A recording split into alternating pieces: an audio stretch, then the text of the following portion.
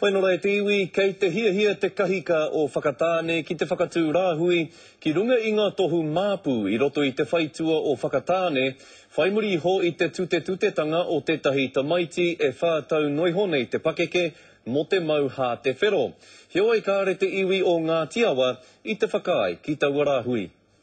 Koe nei ngā momo tohu e hiana te koromatua o whakatāne ki te whakakore i roto i tana taone. We're all Dubs. Dubtown Crips. Engari hei tā tēnei kaimahi hauora Māori o te Waiariki, mā ngā kenge anō rātau e whakatika. There's a strong leadership issue within the gangs to control some of the behaviours that are coming through. In saying that, Ngāti Awa do not accept this sort of behaviour. And again, we don't compare it to whānau within our iwi because it's a cult. No te taite i te rā wiki i te papatākaro o Cutler Crescent, i hakua tētahi tamaiti e whātau te pakeke. I ku mea tōna hā te whero i te wā kaore tana matua i te mātaki i aia. My kids play over there. I wouldn't want that happen to my kids.